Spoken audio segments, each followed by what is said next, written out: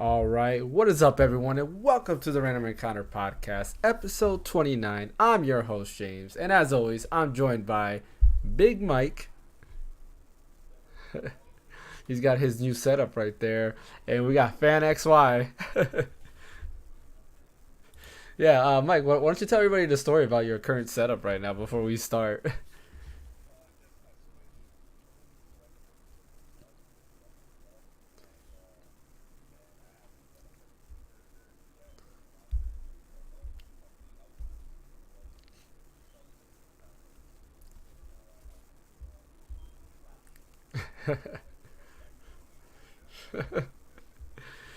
Yeah, so if you were wondering why Mike was pretty much absent this whole week, is yeah, he's had a bit busy week outside of doing streaming and videos and stuff like that. So he's been busy with that, but he will for sure be back. Starting maybe tomorrow. He said he might be doing Dead Space. So yeah, definitely go ahead and join him on his stream so you can check out the ending of Dead Space there. And of course, we'll be doing our group stream next week, and we should be back at normal schedule and putting out regular content for sure. But as always, thanks everyone for joining in. Don't forget, like and subscribe on YouTube and follow us on Twitch. We have a bunch of stuff to talk about today because that Nintendo Direct. I mean, I think it was fire. Like, we had opinions. We did a live stream of the Nintendo Direct, and there was a lot of things going on there. In the beginning, it was kind of like I'm not sure where this Direct is heading. And then out of nowhere, it just exploded. And me and Fam, we revised our Nintendo Direct score, but we'll get into that a little bit later on. Before we continue, I do want to always remember, go ahead and share the podcast. We do this podcast every Sunday. Share the channel. We do videos on YouTube. We try to do it at least one or twice a week. 2 videos a week, sometimes more, sometimes less. Like, unfortunately, this past few weeks, a little bit less going on, but we do try to update regularly, and we do stream regularly as well, 4 days a week. Wednesday, Thursday, and Fridays are gaming podcast or gaming streams, with Friday being our group stream, and then Sundays as well is our podcast. Except for today, because we're doing a podcast today because tomorrow's Super Bowl Sunday. I won't be watching the Super Bowl because I can care less. I stopped watching football after high school, but I know like Fan will be watching the Super Bowl, and other people out there. So to respect everybody else's time, we decided to change the date for this podcast. But yeah, so let's go ahead and get started with what we've been playing with. Let's start with you, Mike. Did you play anything while you've had that busy week?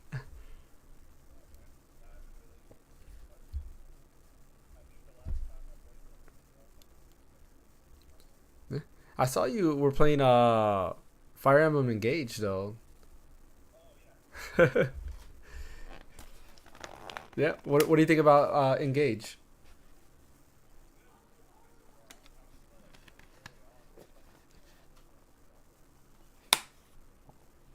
Yeah.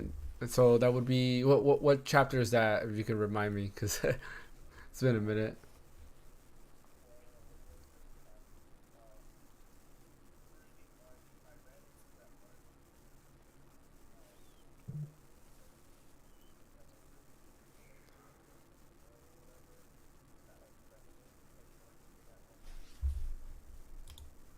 Oh, hold on. Sorry, I had you on mute, so you're gonna have to redo Oh, that. Yeah, I just realized. Yeah, there we no, go. I'm at the dude with the. I just met that dude with the purple hair, the enemy. Yeah. He's like kind of feminine, and he works for the demon girl. Um, I can't remember her name. Hmm. Yeah, I try to He's remember. like he's like the main guy you got to kill. Pretty much like on like the fifth or sixth mission, Yeah. and then he like revives himself for the first time, and then you learn how to do that. Like you Yeah. probably don't remember because you Yeah. played a No. million of them, but Yeah, I'm now like like trying to you know think what I mean? because like purple guy is kind of feminine. It's not like the because the only one I can think of that's like that. There's three Hold on. people. There's a group of three, and you have like Rosado. What's it? There's Rosado. There's Gold Mary, and then there's like the princess who's in charge of all three. I don't remember who it is. Dang. Hold on, I'm looking up characters right now. Look up So characters. Yeah, I'm trying to think okay, like purple yeah, guy can get. who's feminine. Like He has like a a purple thing in his hair, and like he like the cutscene was really cringy because like he was begging like the demon girl to like not kill him and stuff. Oh, I because know he who you're ran away from talking Meadow. about. Yeah, I know who you're talking Yeah, about. Yeah, yeah. You only see him. Well, I won't spoil it. Yeah, I know who you're talking about. yeah. That's interesting because I honestly I haven't seen him since I don't even know where he's at. But I know who you're Oh, talking for about real? now. Yeah. Yeah, yeah. Okay. Like now Yeah. I'm trying to think about. It. I was like, man, like I haven't seen him in a minute. Like, what happened to that dude? Like, I know he didn't die because they didn't show that. So like, he's somewhere, just not around. Who knows? But okay, I know where you're at. What So about? I'm like at the mission right after that. Like, so I'm Okay, still like really early on. yeah. Yeah. Trust me, that turning point's around like chapter 10, 11 ish. That's when like it starts getting real, where you really have to concentrate on what you're doing and the moves you make and stuff like that. At least in hard mode. Um, Yeah. yeah, Yeah. Yeah. yeah. I'm stuck with a team because I decided to have certain characters on my party, and I feel like those probably weren't the correct party members to have. But I decided to have certain characters in my party, and I realized that some of these members that I decided to choose because I chose them whether because I thought they were cool or because I've had them since the beginning. Their growth stats are actually pretty weak compared to some other people that sidelined. So I was like, man, like now I'm trying to swap out characters, and it's just a pain to go Like and level level them them up. up and stuff. Yeah, and Yeah. it's a pain because once it's not like any other RPG where you can kind of go through weaker areas. It doesn't go like that. As you progress the story, all the other like the skirmishes that are around, that pop up get stronger and stronger. So like you're at that point where oh man, like only my top characters can ever do the skirmishes. Anybody weak enough, like that's it. Like it's gonna take forever to level them up. But yeah, I'm still struggling on Yeah. that. I kind of cheat a little bit because I like see what's the best characters to have are. Yeah, So I don't run into that problem later on yeah. because I'm like I ain't got time to level them up and grind and stuff. So Yeah, I mean all of the well, I won't say all of them, but like there's the main characters of course are your character, and then you have the princes and princesses, which are right. you have Diamant, which I don't think you have yet, Alfred, who you do have because he's like literally one of the first people you get. There Yeah, that guy's a is baller, bro. Like he's like the strongest character, dude. Like he he what? literally doesn't take At least now for me, he he's not that strong. He's like defensive wise, he's like weak. Um, really. yeah. Because like now he doesn't take any damage, dude. Like Oh. literally, like people attack him, it's just like no damage. Like Diamant is really really good. Like he's a guy when you get him, you're gonna want him on your team. Like he's super strong. Even me giving him like a weaker emblem, he's still like overpowered. Like you can just throw him out really, anywhere, and yeah, and everybody's either gonna miss him. They're gonna miss him, and then if you give him like the killing blade or the killing edge, whatever it's called, it's the sword that gives you a critical. If you give him that, that's it. Like he crits like almost every time. So he's good to have. Tamara, who's the princess of Psalm, she's really good. She's like she's quick as well, so I would definitely recommend having her. And there is what's the other girl? I forgot her name. Ivy, who she's like the only Wyvern rider you get if you don't change classes, and she's pretty good. She's a mage, so her being able to like move really far because she rides a Wyvern is really good. But yeah, moving on from Fire Emblem. Fan, right. what you been playing? Still playing Last of Us Part 1, and then obviously I purchased and downloaded and started Metroid Prime Remaster during the Nintendo Direct. Yeah, Metroid Prime's your fault that I had to buy it, but yeah, no, I'm just kidding. Yeah, what do you think about Metroid Prime so far? Oh, I'm liking it a lot. I've been trying not to play it off of stream. Yeah, So I've been trying to stream it, but I still got to play The Last of Us. So, and the new episode dropped today, which they've caught up to me where I'm at in the game, so I need to keep going with the game. yeah, I'm with you with Metroid Prime. I've been trying to play not on stream or off stream. So what I've been doing is like when I'm off stream, I'm either playing Fire Emblem, or I've been playing like the GBA stuff that dropped, which we will be talking about more later. But I guess going to me, kind of the same boat. Metroid Prime on stream. Minish Cap. I started Minish Cap, so I've been playing that because for some reason every time I start Minish Cap, I get to like the third dungeon and then I stop. It's not that I get bored, I just tend to stop and start playing something else.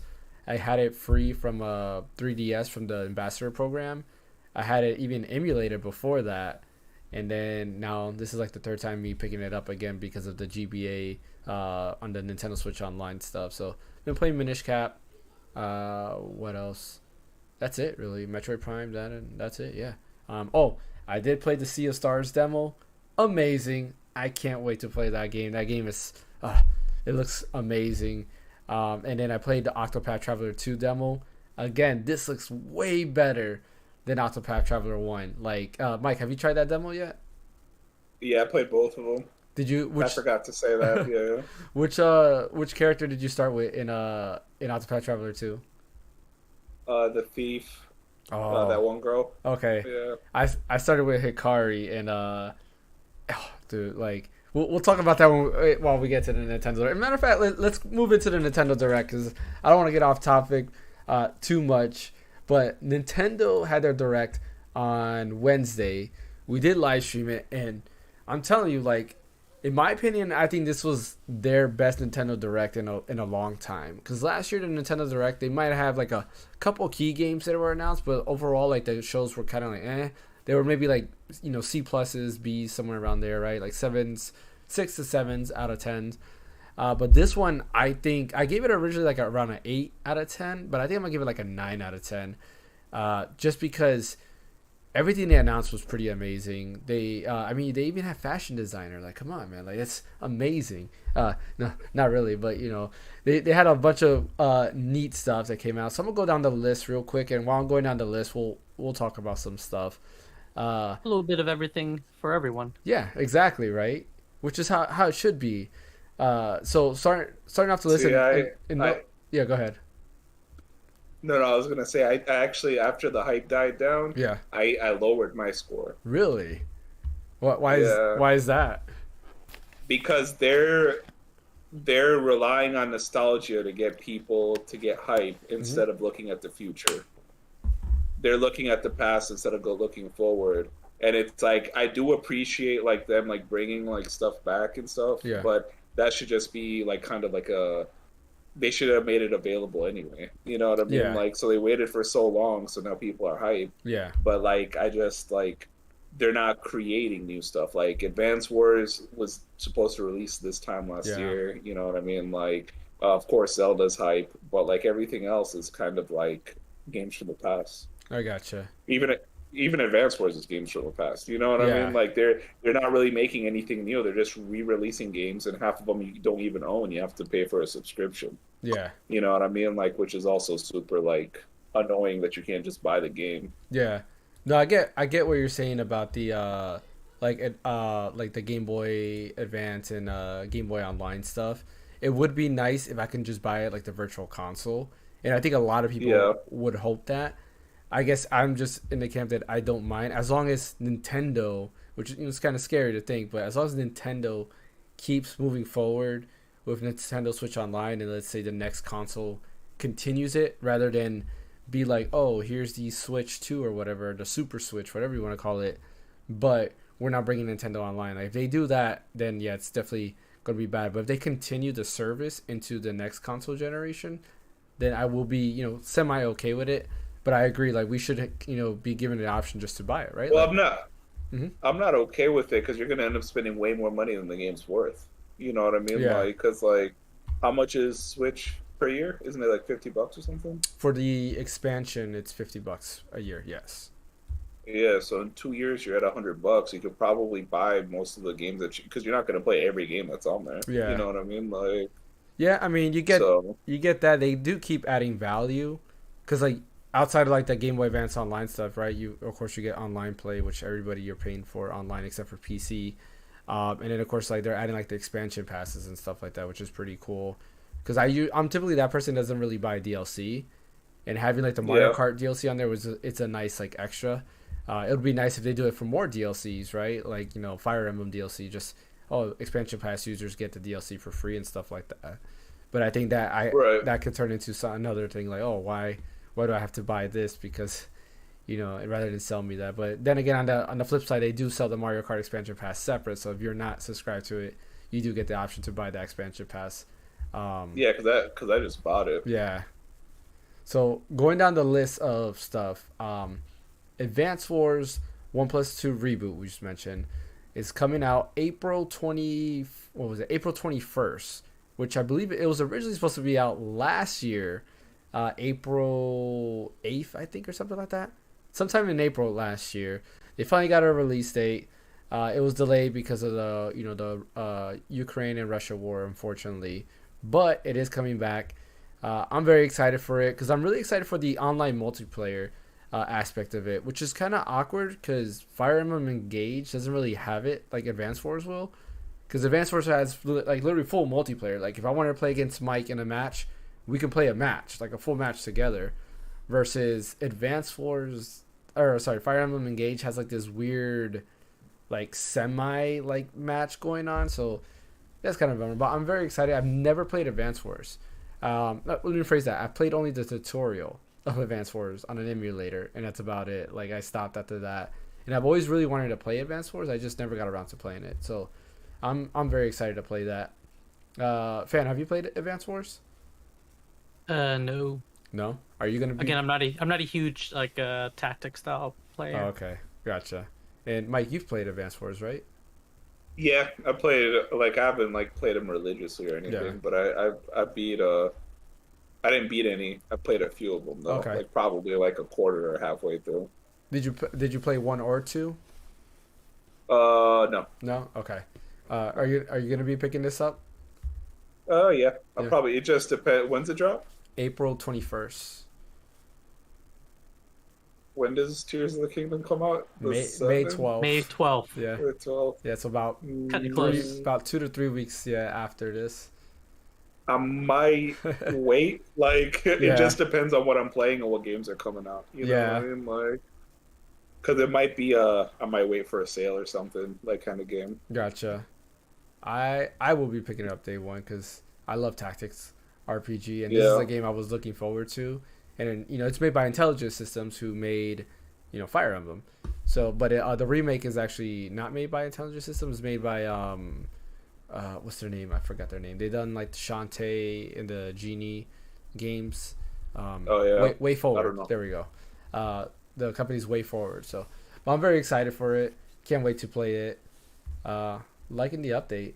Let's see this go because I want to save the big ones for last. Pikmin 4 was showed off. It's coming out in July 21st of this year, which was funny because I called it. I was like, yeah, I think they're going to show Pikmin 4 because last Direct they just said, hey, Pikmin 4 is coming soon.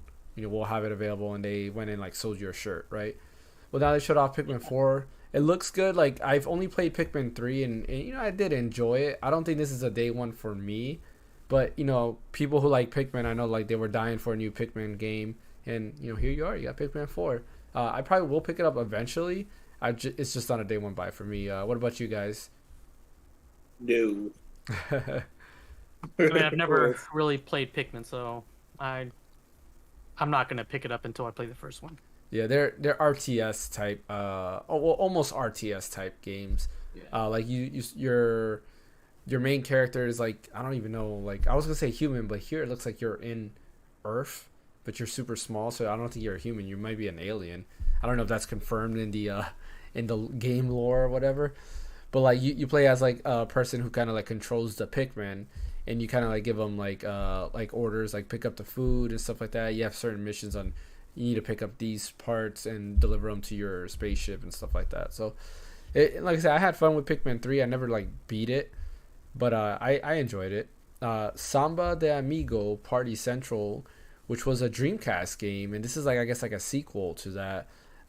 He's a Sega character, and basically it's just like you have maracas, and I guess in this game you're gonna be using the Joy-Cons to go ahead and like make music. I'm sure you guys are excited for that, right? Day one, bro. Yeah, I figured. I knew you were a Samba type of guy versus a Pikmin type of guy. Yeah, so. 24-hour stream, dude. Yeah, sure on that one, dude. Like, moving. Man, imagine the workout of you shaking those Joy-Cons. I think you would die, bro. But that comes out June 30th. It's launching with 40 songs across the genre, which I guess is pretty cool. So if you're into Samba, hey man, you got a game there. This game I know Mike is really excited for is Baten Kaitos remaster. Oh, yeah. It's 1 and 2, and I've never played the game, So this is actually on my radar. It's made by Monolith Soft, who does Xenoblade Chronicles, Xenogears, games like that. I'm very excited for you. You've played this before, right, Mike? Yeah, Yep. yeah. I played the first one. I didn't play the second one though. Can you give like a quick rundown on like what type of game it is? It's like a card-based game. So pretty much, you go around the world and you can like collect different cards and you kind of like build your deck, and then it's like random encounters and stuff like that. And it's like it's kind of like a RPG without, but instead of getting equipment for your like guy, like you get like cards. Okay, that sounds pretty cool. Yeah, Yeah, it's good. It's really good. Definitely addicting. hmm. Are you gonna be picking this up day one? Do you have a release date for it? I mean, It it's a drop. is June. I just saw it somewhere. Maybe it wasn't released. I thought there Yeah, was. yeah. Honestly, like I'll probably pick it up Yeah, it day just one. says summer 2023. It doesn't give an actual date, but it just says summer. Yeah, Yeah, so yeah, it seems interesting. Like I have to look. I recommend y'all pick it up too if y'all Yeah, like RPGs and stuff. yeah. Like it's really good. Well, I'm definitely gonna pick this up for sure. What about you, fan? Does this have your interest at all? It kind of does. It kind of reminds me of is it Kingdom Hearts Birth by Sleep, where you have the card system? Is it Birth by Sleep No, or Chains of Memories. Dream or Chains of Memories? Yeah. Yeah, So it kind of reminds me It, of that. it it's kind of like that. Yeah, but it's turn based. So like Chains of Memories is a little bit yeah. more action. This is more Yeah. turn based. Yeah, it looks cool. Like I was watching, because I remember Player Essence, who has his YouTube channel, Player Essence. He's talked a lot about this game, and that was the first time I've heard about it. And then I've heard him talking about rumors about it. I was like, I've never heard of this game at all. And I looked it up, and it looks pretty interesting. It looks like my cup of tea. Honestly, like aesthetically, the game reminded me more of like Legend of the Dragoon or like those classic like PS1 RPGs. So I'm excited to jump into this. I don't know how much like graphically has changed, like how much of an HD remaster this is, because now we're at the point where HD remasters are all over the place. You have like really super simple HD remasters, like let's say Final Fantasy X remaster, and then we have like Metroid Prime and like Crisis Core remaster, which are like totally different games. So I don't I gotta take a look at this to see how much of a remaster it is, but it probably wouldn't affect It's me. Yeah. it's not that much. They just up the textures and stuff because Okay. I seen something on it. Okay, gotcha. So it's a little bit closer to not a drastic change compared to like Crisis Core or anything like that. Nah, they probably just polished it a little bit so it fits on like what's it called Like 16:9, like the aspect ratio. yeah, Yeah. yeah. Aspect ratio. That's what I was looking for. Okay. I think they changed that but you got to remember it came out on the GameCube, so at that time everyone was playing on CRTs and stuff. Yeah. So Yep. Oh, remember those days? My TV was super small. Like I had I don't know, like I think my iPad I have here is like bigger than the TV that I had. No, I'm just kidding, not that small, but yeah, you know. Another game announced, Fashion Dreamer, which I mean, if you like fashion stuff, it's great. I mean, I think this would be a game like my daughter would like, honestly, because she likes like fashion type of stuff. So, pretty cool there. Dead Cells Return to Castlevania, which looks amazing. I'm getting that day one. I did find out some more information about this. It comes out March 6th. There is, if you don't own Dead Cells at all, you can buy a Dead Cells plus the Return to Castlevania pack, which is I think like $20 or something like that, and I'll give you like the full Dead Cells game plus the Return to Castlevania stuff. And it doesn't come with the extra like Dead Cell DLC because there's a bunch of other like DLC and expansion pass they have, but at least you'll be able to jump into Return to Castlevania. Apparently, you will have to play some of Dead Cells before it'll unlock the Return to Castlevania stuff. But I played Dead Cells before. I tried it on PlayStation. It's actually really good. I'm not a big like roguelite fan, but Dead Cells is really fun. It's very fast, very fluid, and having Castlevania themed stuff in it. Hey, amazing. The music sounds amazing. None of you guys have played Castlevania before, right? I Just played. the old G one. Like the NES one? Yeah, Oh wow. That's like one of the worst ones in my opinion. What I about know. That's the only one I ever really played. What about you, Mike? I played trying to think. I played one I think on the DS or 3DS, and I definitely played one on Game Boy, Game Boy Advance. What was it like? There's Aria of Sorrow. There was. I think it's that one. That's the one with your what's his name? I forgot his name now. Well, shoot. I can't. I pretty much I played that when I was a kid. I haven't played like any like Castlevania games as like like probably in like 10 years. 10 years. Okay. But, yeah. So my first introduction to Castlevania, because I knew about Castlevania for a very long time, but my first introduction was Castlevania, the collection that came with Rondo of Blood and Symphony of the Night. It's a dual collection. Right. You can get it on PlayStation. Amazing games. Like Rondo of Blood came out on the TurboGrafx 16. Amazing. Like when you look at the graphics, you're like, wow, like this game came out. TurboGrafx 16 would have been what, like 1994 or something like that. But when you look at it, like you had anime cutscenes and all of that in there, and I'm like, man, like the game was ahead of its time, right? It was like almost PS1 era stuff, but in 1994, 92, or like 92, it's pretty back there. But yeah, amazing game, super hard. It's one of those games where it's like the monsters, they spawn at the end of the screen. So if you walk back even a little bit, well, guess what? They're respawned right away. Kind of like Mega Man, if you remember like the old school Mega Man games. If you walk back and go forward, they'll respawn. So it's similar to that. But the games were amazing. Symphony of the Night kind of borrowed what like Super Metroid did, and they turned Castlevania into a Metroid-like, which, then that's when the term Metroidvania came out, where you explore the castle and you can go in any order, and they added like multiple endings. There's a bunch of like different objectives you have, different power-ups you get by beating bosses, all that other stuff. Amazing game as well. So I'm curious to see how Dead Cells is going to do this, because Dead Cells, again, is a roguelite. So, you die, you start all over from the beginning. I'm curious to see what they do there. Are they going to just have a Metroidvania inside Dead Cells, or is it going to continue the roguelite stuff? But yeah, Dead Cells comes out March 6th. Are any of you guys thinking of picking it up? Maybe. I might. That's I do like the amazing. roguelike games, so I might. It's really good. It's just a time thing for me. Yeah.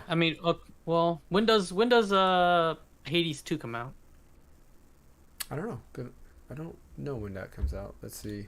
December. No, let's see. Hades 2 release. Let's find out. I don't think that comes out for a while. Yeah, I don't know. It just says set for 2023. That's all it says. So Okay. I don't even know. So, I don't know. It's tough. See, I might. And it's funny, like for me, like I couldn't get into Hades that much. Like I tried it out, and it was okay. But Dead Cells, I think I like Dead Cells because of how fast paced it was.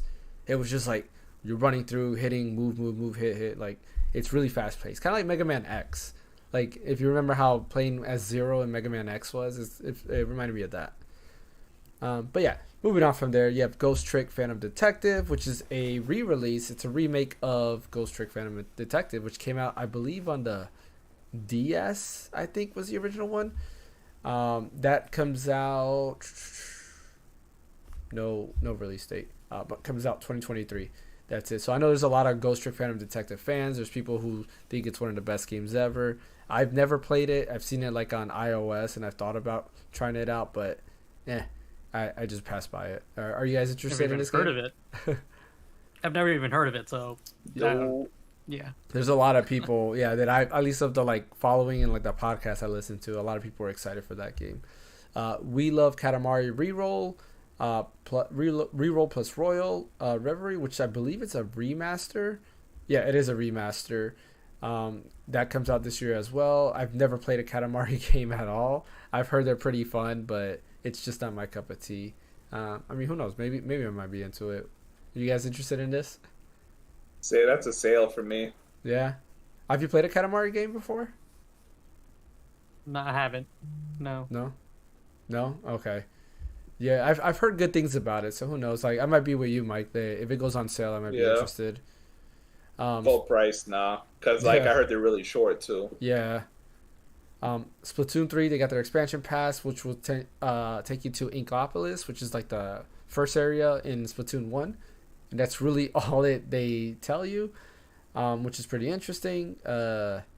I don't know about that. Like, if it comes with Nintendo Online, sure. If it doesn't, then no, because like all they showed was the first area, and it's like if you're just getting a new hub world, it's not worth it in my opinion. Uh, Right. Illusion, Mickey in the Illusion Island, which looks pretty fun. It's a four-player co-op game. You can play by yourself as well. It's kind of in the vein of like almost New Super Mario Brothers U. It looks interesting. I mean, I probably won't get it. If I get it, it's to play with my kids. That's about it. That comes out July 28th. Are you guys interested in that at all? If I get it, I'll probably play it with my girl or something. Yeah. What about you, fan? No? No, I'm the only one in the house that games. So. Gotcha. Yeah. Harmony, The Fall of Reverie. They showed that off. Not my cup of tea. It's from, I guess, it's from a company called Don't Nod, which is, they've made Life is Strange. It's a pass for me. I don't know about you guys. Are you guys interested in this game at all? Probably don't even remember the Not game. even a little bit. I honestly don't know what you're talking about. Yeah, I'm looking at the game now too, like the little thumbnail. I'm like, I don't even remember this game. Like, I don't remember what game this was. But yeah, not. I might play it only if someone on my stream like Buys it for you. well, I have a thing where like if they get so many channel points, they can force me to play a new game. Ah. So if someone picks that game, then I'll be forced to play it. That would probably be the only reason why I would play it. I'm not really into those like type of story narrative, click games. Yeah, I'm with you on that. Like, I can't. There's only one like story narrative game I've played. It was on iOS. It's on Nintendo Switch as well. I forgot the name of it. I'll think about it later. But yeah, and that one was pretty cool. But it was more like anime-ish. But yeah, moving on. Professor Layton and the New World of Steam. So I know there's a lot of Professor Layton fans out there. I've never played. Actually, I played Miss Layton because that came out on Apple Arcade, and they're pretty fun. They're like puzzle narrative games, kind of like think Ace Attorney, but a little bit different. Fun fact: Okay. there is a Ace Attorney cross like Professor Layton game out there too, which is pretty cool. I'm not like super excited for the game, but I might be interested in it, maybe on a sale or something like that. But it's definitely not a day one buy for me. Are any of you guys interested in this game at all? No. I've never played any of the Professor Layton games, Yeah. so If you have Same. if you have Apple Arcade, you can try out Miss Layton. It's pretty fun. Like, it's a good like time killer. Again, it's a puzzle game and stuff like that, so you just mess around with it. Fantasy Life. I guess there's an I. Fantasy. I don't know if that's a one or I. I don't even remember the name of it. But Fantasy Life: The Girl Who Steals Time. So have any of you guys ever played Fantasy Life, the very first one, at all? No. So it's a cool it's cool. So it's you create a character. Your character has a class. You build like a town. It has like this town building mechanic similar to. It reminded me a lot of what's it called? Dark Cloud, right? Like, if you remember like Dark Cloud and Dark Okay. Cloud 2, how you get like different things and you build like your town and shops and stuff like that. It has a similar Yeah. feel to that. You go out on missions. You go ahead and you do certain missions. You get stuff back. You continue building up your town. You level up. You get different class changes and stuff like that. What really made the 3DS one pretty cool is so you can also do the whole game co-op. So you kind of go into a hub world with each other and you kind of play around the whole game there. So this has me interested in it. I didn't play the first one. I played the demo. I just, didn't have like the funds to buy the first one. But it was a really cool game overall. I really enjoyed the demo.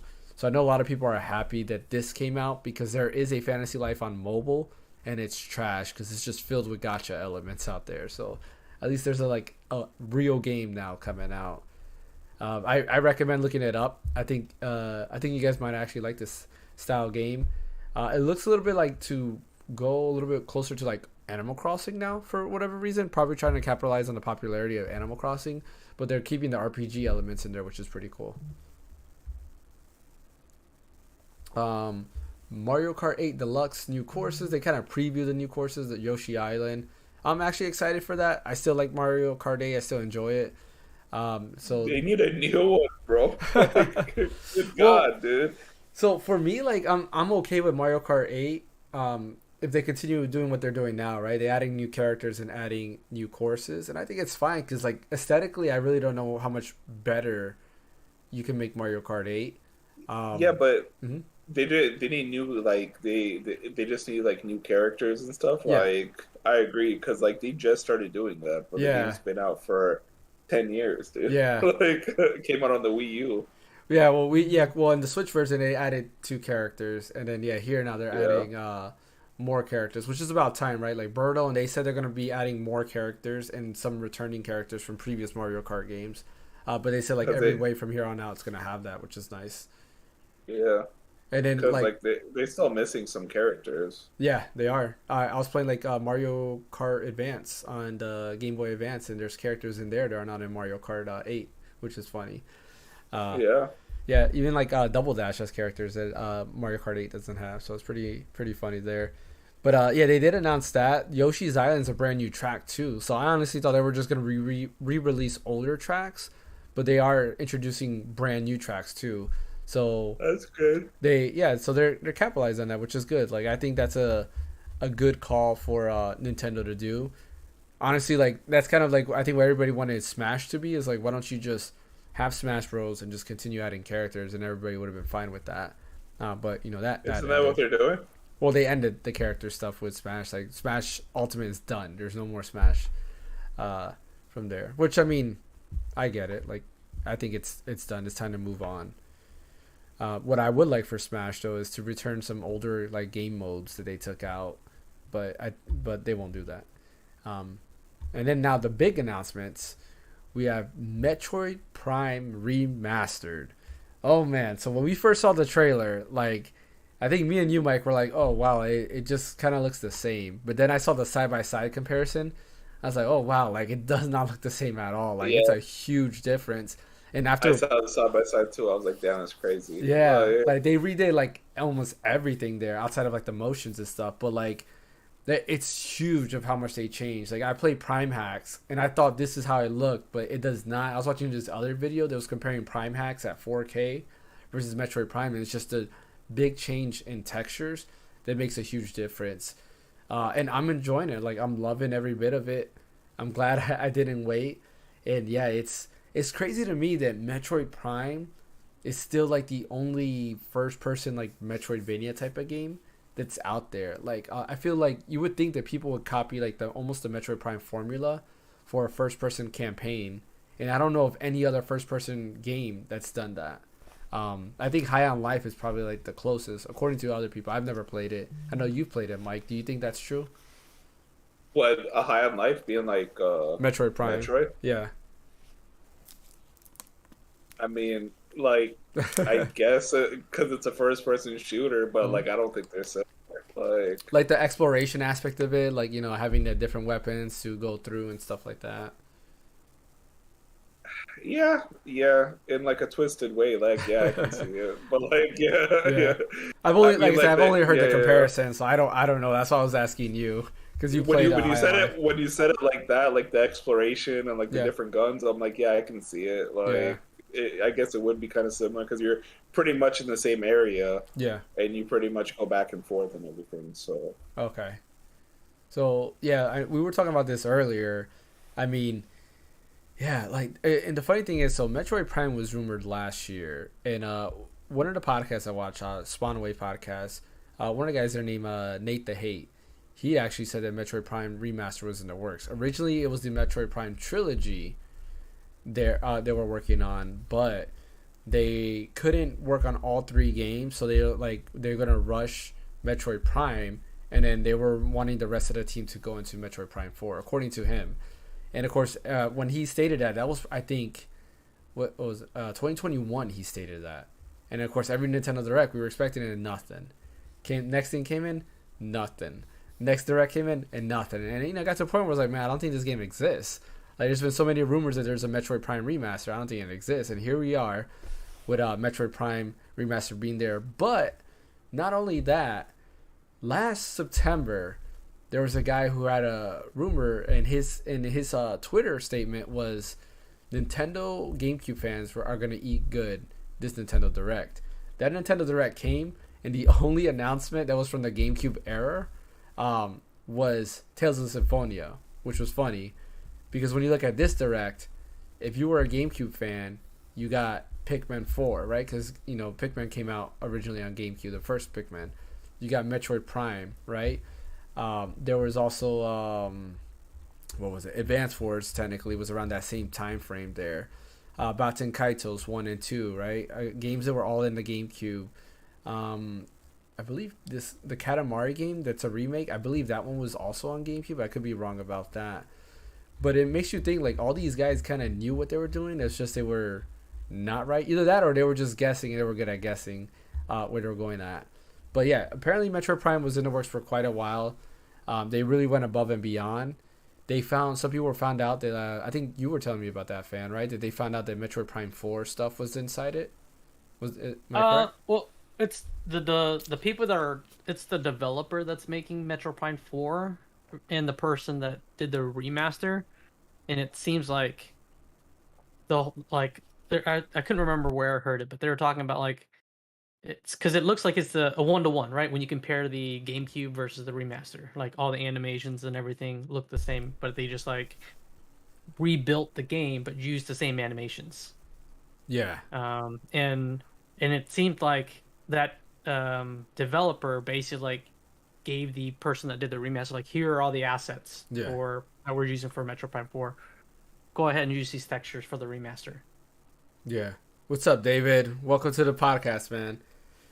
Apparently, like, they looked at someone did like a deep dive into like the game files, and it looks like they're running the same engine from the original. They are. But it's just, so I'm like that. So I assume that's how they're doing the same animations, because it's the same engine. Yeah. Yeah, apparently I was watching MVG, Modern Vintage Gamer, who's really good. He's a developer. He's worked on a bunch of games out there. I was watching his video, and he's talking about how it's crazy that they're using the GameCube engine that they use, the same engine they used to make the GameCube games, but they were able to make it look this good. Like, the lighting effects are a step above there. Like, they're more modern times, and you know, you compare it to like modern or other older engines, and a lot of older engines can't do what the games of today like demand, which is pretty cool. So it makes you wonder, like, is Metroid Prime 4 going to run on the same engine, or are they going to use Unreal? I guess it's one of those things we won't know until they actually show off Metroid Prime 4. But yeah, we already said that we are going to go, or well, me and you have it, and I know Mike is waiting for the physical release to come out. Yeah. What do you think about Metroid? Well, I guess you haven't played. I guess we'll have to, when you play, we'll have to go ahead and ask you that. But like, it's crazy how this game still holds up. Like, especially with the twin sticks and everything. Like, it's just an amazing game. I highly recommend it. It's one of my favorite games of all time. I feel bad because when people ask me, like, what are my favorite games, I never mention Metroid Prime. But Metroid Prime is really up there. Like, it's an amazing game. Like, I've been playing it on stream. I'm having a blast with it. Like, it just holds up. How's the controls? Controls are amazing. They feel better than the Prime hacks, because Prime hacks, of course, they had to do some stuff in it, but now that it is native to the game, everything feels more fluid. Like, the only issue I was having, and I was telling Fan, is the 8-bit Deuce travel on the trigger. It's too hard, right? So like, when you have to rapid shoot, like, my finger starts getting tired, because like, like, I don't know if you remember, Mike, but like, the enemies are fast, and you'll get the enemies that'll jump around like crazy, so you're trying to shoot them pretty quick because you don't always get time to charge up. So I'm here trying to like rapid fire. I'm like, oh man, my finger's tired. Like, I can't shoot no more. But other than that, like, the game holds up. Like, it's an amazing game. Like, this is, I've said this before on the podcast. I always wish that the Halo would follow the Metroid Prime route in terms of the campaign, and I think Halo Infinite kind of went that direction, just not all the way. Just because the campaign is just amazing. It holds up by today's standards. Still an amazing campaign. But yeah, excited. If you haven't played Metroid Prime, highly recommend it. One of the best games ever made, like, ever, for sure. And then Game Boy and Game Boy Advance came out on Nintendo Online. Like, I was very excited for this because even though I have a lot of these games already on my 3DS, I'm sorry. I have my Game Boy SP still. I still have a lot of those games on there, like Golden Sun 2. What else do I have? Like Mega Man Battle Network and a couple of other stuff there. but they finally released it on Switch, so I can play it on Switch. Excuse me, let me see if I have the list here, because I thought I pulled up the list, but I didn't pull out the list of what games were announced on there. I should probably go a more in-depth list. Here we go. So on Game Boy, you're getting Tetris, Super Mario Land 2, The Six Golden Coins, The Legend of Zelda: Link's Awakening DX, Gargoyle's Quest, Game & Watch Gallery 3, Alone in the Dark: The New Nightmare, Metroid 2: Return of Samus, Wario Land 3, and Kirby's Dream Land. What's going to be added in the future is Legend of Zelda: Oracle of Seasons, The Legend of Zelda: Oracle of Ages, the better one in my opinion, Pokemon Trading Card Game, and Kirby Tilt and Tumble. Have you guys played any of these Game Boy games that I mentioned? You haven't played any of them? Super Mario Land? Yeah, Maybe Super Mario second Land. one. No, actually, yeah, that's probably the only one. That's it? Really? I think I played Kirby. Kirby's Dream Land? That's the very first Kirby game ever sure. made. Yeah. I played that for sure. Yeah. Trying to think. That's it. You never played the Pokemon Trading Card Game? No. I never played that. Oh man, that's such an amazing game. I didn't have any other friends that had Game Boys, so I wasn't able to do like any of the Link stuff either. Yeah. So this I didn't have friends. It was the like game that taught me like No how to play friends. the Pokemon Trading Card Game. But it's really fun. Like I played it, I had a blast. It was very fun. Like Can we play it now? Now that I have friends, we can play it together. Yeah, we could. Well, that's one of the cool things, right? So you have the Link cable like online ability. So me and Fan were doing it on stream on Wednesday, and we played like some Game Boy Advance games together. And it's kind of cool. Like now you can do the Link cable stuff, but through online, right? Which is like net play on emulators, but it's pretty simple and easy to use. And it would be nice. Like I'll play Pokemon Trading Card Game with you guys. You know, I wouldn't mind like beating you guys in that. But yeah. Oh, so he's already thrown on the gauntlet. You know, I have my Charizard and all of that. But yeah, of these games, Tetris, which I own, I played. Well, I played Tetris. Yeah, I played Tetris. Super Mario Land 2, I played recently through my Steam Deck. But I've played Super Mario Land 1. I used to own the first one, which I'm kind of sad that they don't have the first one. I know a lot of people don't like it as much as they like Super Mario Land 2. I like Super Mario Land 1, but, you know, whatever, to each their own. The Legend of Zelda: Link's Awakening DX. I played that. I remember renting it when it first came out. I played that. Yeah. Yeah, I remember renting it, but I have the remake on Switch, which I have to beat. Like, I'm stuck. I don't know where to go. You still haven't beaten Link's Awakening on Switch? I have not. I'm stuck. Like, I've got all 8 things that I need to do, the instruments or whatever, and I don't know where to go now. Like, I have no clue where I need to go. What else? Gargoyle's Quest I never played, but that takes place in the Ghosts and Goblins universe, so never played it. Might play that. Game & Watch Gallery 3, I've played those games. Don't care much for them. They haven't aged well. Yeah. Alone in the Dark: The New Nightmare. This game looks crazy. Like I might try it out just to see it, but if you look at it graphically, for a Game Boy Color game, it looks really, really good. It was like they tried to make Resident Evil, but in Game Boy format, which was pretty interesting. Fun fact, there was a Game Boy Color Resident Evil game, and it sucked.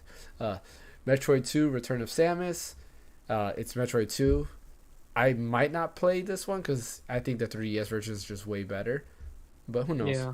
I might play on it. Wario Land 3, which is good. Kirby's Dream Land, which is good. It still holds up. And then, of course, when they add Oracle Seasons and Oracle of Ages, I will play those again because I love them. Those are the ones I'm looking for the most. Yeah, they're amazing games. Probably two of I've the never best. played those. You never played them? I've never played them, so I'm looking forward to it. They're really, really good. Fun fact, they're made by Capcom. Fire. Yeah, they're made by Capcom and not Nintendo, which is crazy. And they're really good games. Same thing with Minish Cap. Minish Cap is also really good, which is also made by Capcom. It's the same team that made Oracle Season, Oracle Ages. Which, if you haven't played Minish Cap, I would play that. Which is what I'm playing. Okay. Yeah, I have a Wii U, so I downloaded it on the Virtual Console, so I played it on there. Pokemon Trading Card Game is really fun. Highly recommend it. Like if you like card games, you'll like the Pokemon Trading Card Game. It just in game format. And then Kirby Tilt and Tumble, I don't know, but I was reading on this. That game originally had the cartridge had a gyro sensor inside the cartridge, because the whole point was you had the Game Boy and you would tilt it, which is funny because like devices nowadays they have those sensors. So I'm assuming they're gonna somehow make the gyro work on the Switch, because that was the way you played it. You didn't use the buttons; you had to actually use the gyro. So that's gonna be interesting. But yeah, or they'll use the like a Joy-Con is your. I guess that's true. You could do that. That's yeah. They can also do that if you want to like put in a dock and. That's true. Yeah, they have to be able to do that. I didn't think about that. Well, I mean, I guess the controllers also have gyro, so they can still use the gyro there. But yeah, then as far as Game Boy Advance goes, Super Mario Advance 4, Super Mario Brothers 3, which is neat because they're adding the I forget what the cards are called, but e-reader cards. E-reader, there we go. Yep. So they had levels that were unlocked. This was like pre DLC, right? Levels were unlocked by getting the e-reader cards, and you would get the e-reader, you'll swipe the cards, and then that's how you would unlock these levels in Super Mario Brothers or Super Mario Advance 4, Super Mario Brothers 3. They included all those levels in the Nintendo Switch Online version, which is pretty cool. So I actually been playing that and playing those levels. It's kind of neat because they remixed Super Mario Brothers worlds 1 through or 1-1, 1-2, 1-3, and 1-4, and then I think 2-2 or 2-1 and 2-2 for in the Super Mario Brothers 3 graphics, which is pretty cool. So you replay like some of those classic levels, but in the Super Mario 3 graphics, and then they added like original levels as well. WarioWare Inc. Mega Micro Games, amazing time killer. If you've never played a WarioWare game, I highly recommend it. They're like huge fun time killers. They're literally like just mini games, and they're one button press mini games.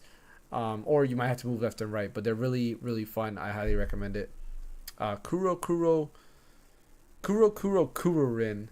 or Kururin, which is a hilarious. I don't. What would you describe that, fan? Because we were playing that. What do you describe that type of game?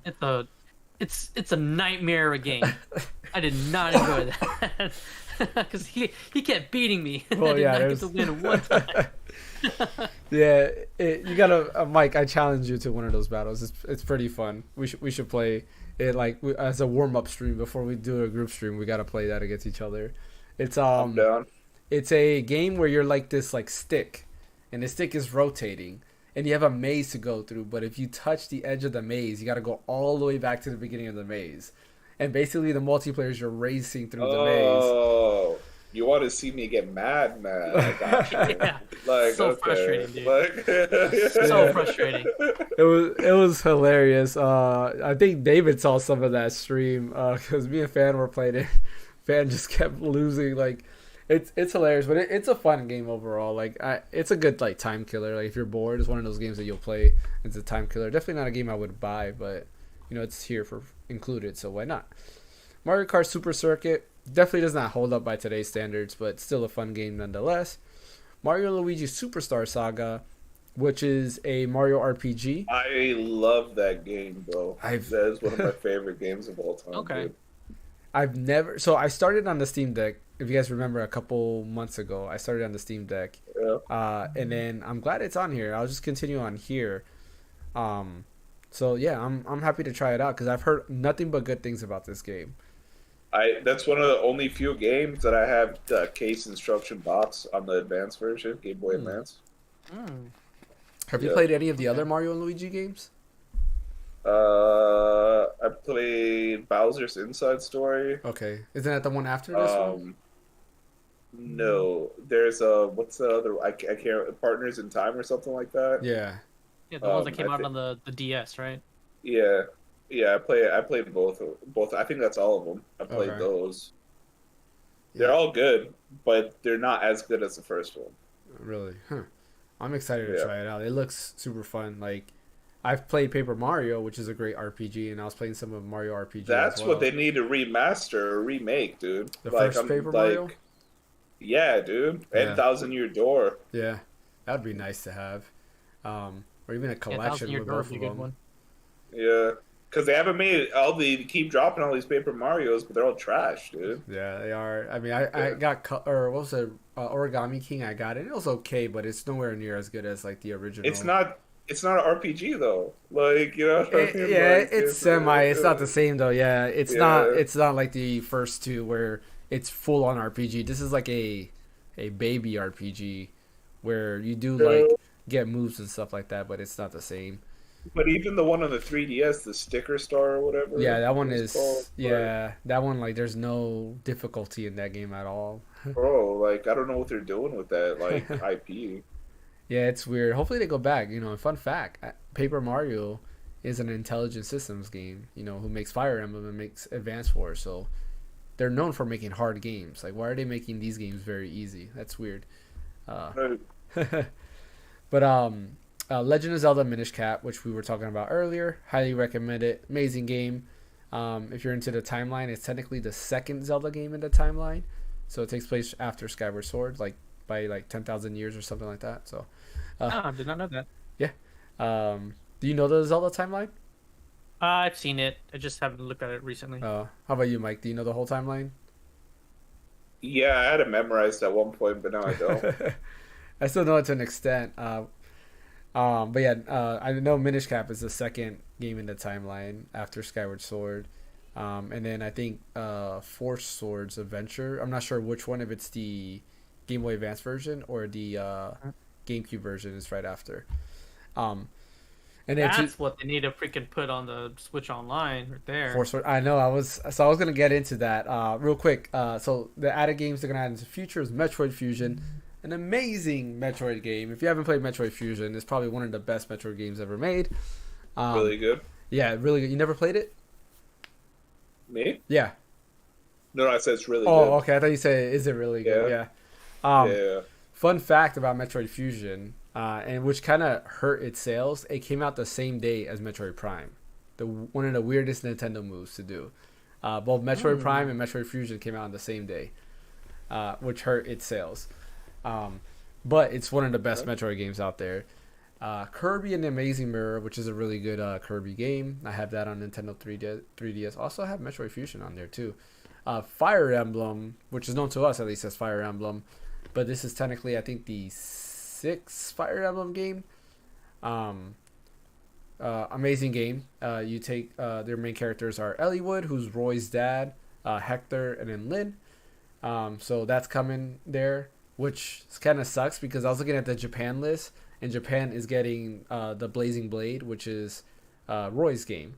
They're gonna get that and this game, which sucks. Like all you have to do is translate and release it here.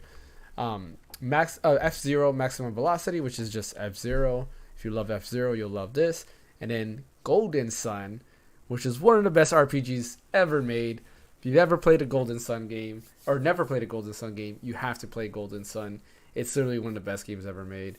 I'm excited to dive back into Golden Sun. Even though I own the cartridges, I just would like to play it on Nintendo. Are you guys excited about Golden Sun? I love that game. It's so I've never good. played it, but it's on my to do like to play this. I'm disappointed that the DS version wasn't good. Yeah, it was a huge letdown. I don't know. Oh, man, because Golden Sun That's probably 1 and why 2, they're not bringing it back. Yeah, because the sales were really bad, and people just like had bad reviews overall. Like, they have to bring it back because, I don't know, like, Golden Sun 1 and 2 were just two amazing games. Like, it was very different, too. In Golden Sun 1, you played as Isaac and crew. I forgot what everybody's name is. But you go through the game. Felix. Well, Felix wasn't in your crew in the first one. But you go through the game. Wasn't he the bad guy? Yeah, he was technically a bad guy. Yeah. So you go through the game as Isaac and crew, and then you get to the ending. It's a crazy ending. I'm not going to spoil the ending. But then Golden Sun 2 starts, and you're playing as Felix, who was, the bad guy in Golden Sun 1. But, like, Felix was friends of Isaac and crew there. But then you play as Felix, and then you have a different crew. And then you're going through the whole game as Felix and them. But it takes place right after Golden Sun 1, which is pretty interesting. It's an amazing game. There's, like, puzzle elements to it. So kind of like Legend of Zelda, where you have to solve puzzles to move around. You have, what are the abilities that you learn? Do you remember what their names are? Yeah. God, you're the worst, dude. Oh, Like, you got I know you got, like, the hand moving ability, and there's, like, other abilities. What were they called? It wasn't. I'm about to look it up. You're the worst, dude. See, Golden. Because it's like It's on the tip of my. It's on the tip of my tongue. See. Like deities or something. Oh, No. synergy. Yeah, no, you're thinking of the things you equip, the djinns. Gins. Okay. Yeah, that you equip, and which was a cool mechanic. You get these djinns, and they each have their own abilities, and you equip them to your characters. So, like, depending on the djinns that you have equipped, you have different abilities, and you can even some djinns will allow you to summon like certain monsters and stuff like that. I highly recommend it, fan. When it comes out on the Nintendo Switch Online, play it. I guarantee you'll love it. If you love JRPGs, you'll love this game. But yeah, while we're on that topic, I do want to mention that was another thing that was leaked last year. When I'm gonna read you the whole list real quick of everything that was leaked last year. So somebody had found what was it? They found, like, I guess, source code of the Nintendo Switch Online with the GBA and the Game Boy stuff on there. And here's the whole list of games that were leaked there.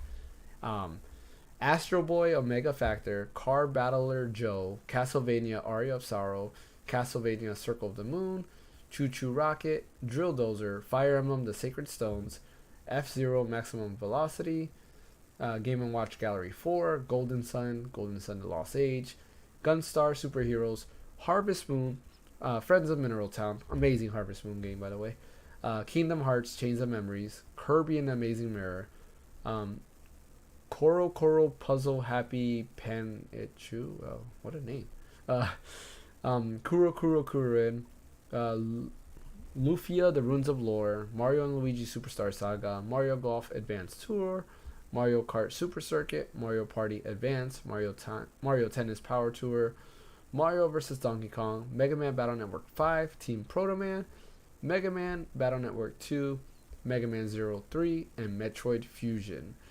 There was also Pokemon Pinball. Hold on, I gotta make these pictures bigger. I can't see them. Let me see here. Pokemon Pinball, Super Robot Tyson, Ninja 5-0, Tactics Ogre, The Knight of Lotus, and I think that's it. Yeah, and that's it. And then the rest of the data that was in the emulator was how to emulate the link cable stuff and things like that, which is pretty cool. But yeah, so all of that was leaked last year, and people were like, no, this is not real, it can't be real. And here we are with Game Boy Advance Online available. It's crazy. So I guess we can expect all these games to come out, I would assume. The only thing I don't think will actually come out on that list are the Castlevania ones. Yeah. Well, because they already have the Castlevania collection on the Switch that you can buy. And I think those two games are already on it. They are. So yeah. I thought that too, but the Sega Genesis collection is also available, and then it's also available on Switch Online. Because you can buy the Sega Genesis collection, was also available on Switch Online. Castlevania, whatever the Sega Genesis Castlevania game is also available on the Sega Genesis Online for Switch. So I think there might be some overlap there. But I agree with you. Like it might not show. Same thing with like Mega Man Battle Network, right? Because the Battle Network collection comes out this year, so they might not put that on there. Mega Man 03, which is kind of weird. You would put only the third installment on there, but there's already a collection out. I mean, if anything, I would put the first one on there to make people want to buy the collection to play like 2, 3, and 4. But yeah, do you guys think that?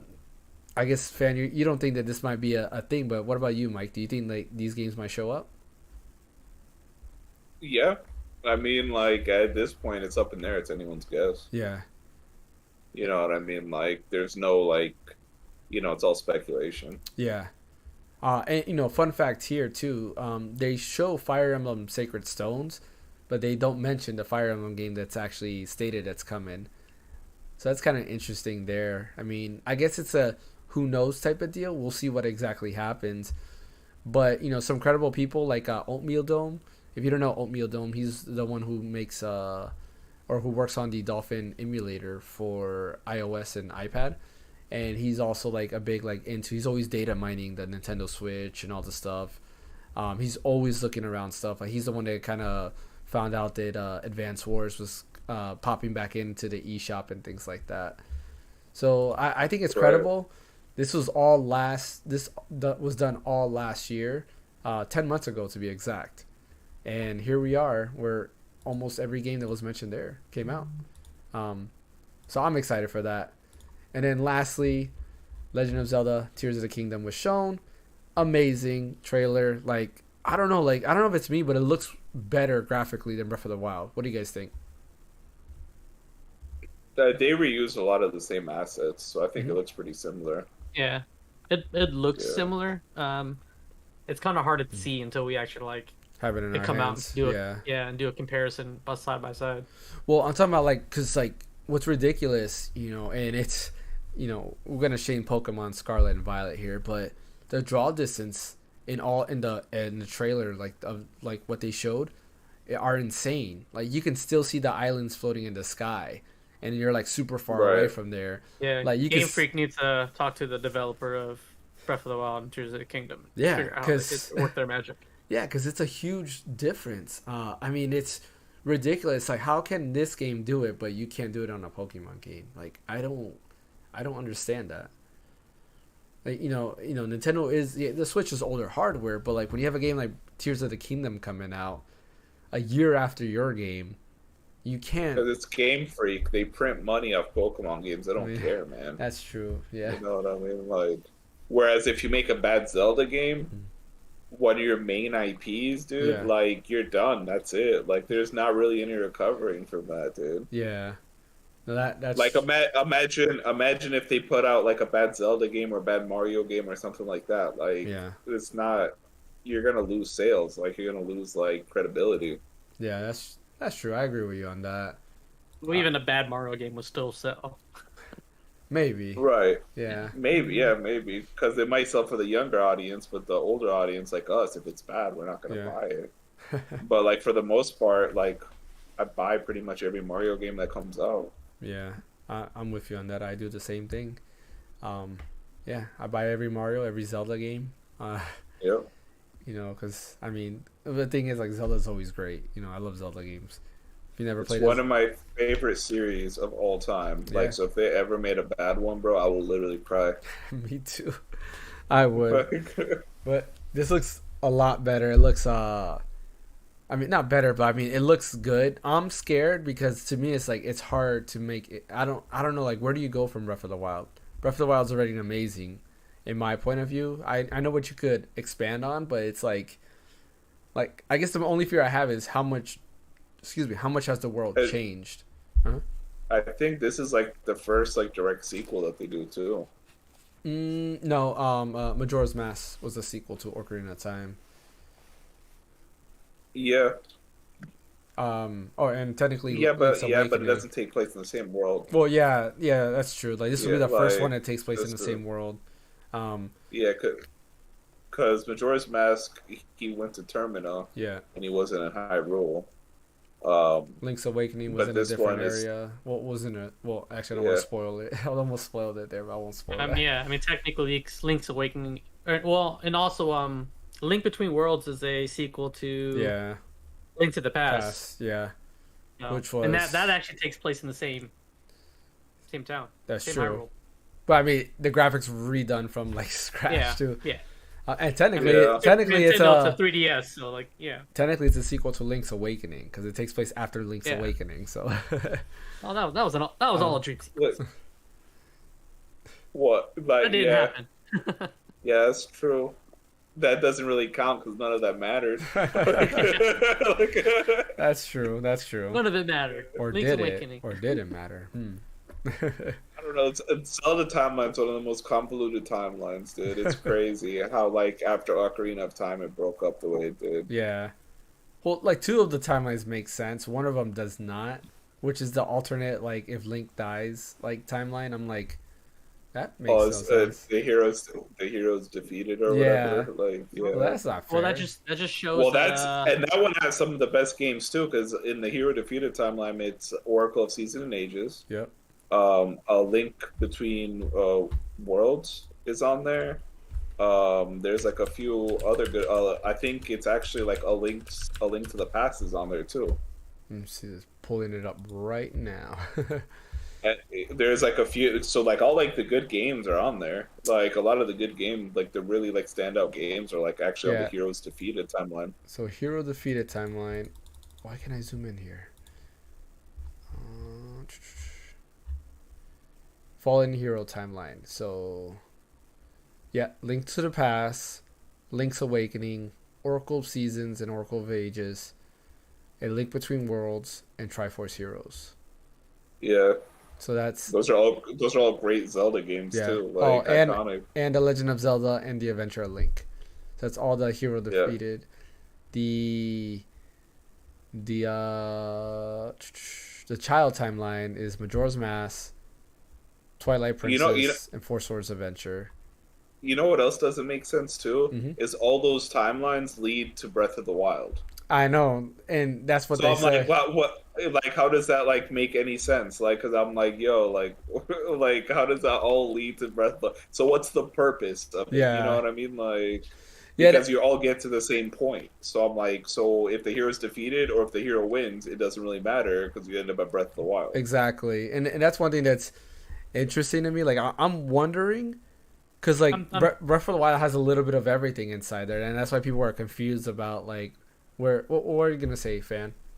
Well, I was just saying, like, timeline-wise, right? It's like Skyward Sword and Breath of the Wild, starting point, end point, right? Yeah. So they're saying those are the true, like, alpha and omega, beginning Yeah. and the end. Everything in between, no matter what happens, will always lead to that point. Yeah, But then but then nothing that happens in the middle matters. yeah, Because like, so what, the way the timeline is set up, if you look at it, there's Ocarina of Time, and then it branches to 3 separate timelines. Yeah. You know what I mean? Like, so then that pretty much means that no matter what happens in those 3 separate timelines, it doesn't matter because you get Breath of the Wild. yeah. It goes back to You know, that. so it's like, yeah, that could be so like now if they drop games between Skyward Sword and Breath of the Wild, why do I care? Because I Yeah. know where it's gonna end up. Like, you know what I Exactly. mean? Like, Now Yeah, they're gonna start a new timeline. and that Yeah, I'm wondering yeah. because we said that, but like also like there's a quote from Anuma where when Twilight HD came out, he said that we would all know exactly where the timeline falls in when we play Twilight HD and then we play Breath of the Wild. And you know the point was like he had said like everything leads to that, but my fan theory, I guess we'll find out when Tears of the Kingdom comes, is I think if you remember, Tears of the Kingdom was supposed to be DLC for Breath of the Wild, but then it started getting so crazy they decided to make a brand new game because there was so much stuff they were trying to fit in it, and also there was cut stuff from Breath of the Wild that were also trying to put back into it. And my theory is when you look at like the mural of Tears of the Kingdom, it looks like what's her name, Midna from Twilight Princess. So I'm wondering, and like the tears, you're collecting the tears, right? And if you remember in Twilight Princess, you had to collect the tears to bring back to while you're as a wolf, you had to collect the tears, right? They were called tears, or Yeah. were they called something else? I think they were called tears. You had to collect tears in a vessel. Yeah. Yeah. Let me see if it says here what it is. Yeah, because I thought they were called tears. Uh, Tears of light. Yeah. Tears of light. Yeah, so you had to collect tears. And I'm wondering if it's something similar, right? Like maybe the Twilights, I forget what they were called, but they're going to help you out. I don't know. You know, there's a lot of evidence leading towards the Twilight Princess era, such as if Ganondorf is still alive, right? How is he still alive there? And people are always speculating on Tears of the Kingdom when you see like Ganondorf. Well, we suspect it's Ganondorf. We still don't know, but more likely it's him. But he still has the mark where in Twilight Princess, when you kill Ganondorf, you stab him through the head. Spoilers if you don't know about a 20-year-old game. You stab him in the head with the Master Sword, and that's how he dies. So who knows? I mean, I guess we don't know. And then there's also the place where Ganondorf was in prison. I forgot what they call it. You can find that in Breath of the Wild. Man, it's making me want to play Breath of the Wild again and explore. Because that was one of the A lot of people think it's demise. demise. I don't think so. Because Yeah, because the comment that Zelda makes, hey, share him your power. Yeah. Right. People are thinking that she's talking to Fi. Yeah. The Spirit and the Master Sword. I Yeah. thought. I thought Because Fee is the in Spirit of the Master Sword. yeah, but I thought in Breath of the Wild, Fee fully like died.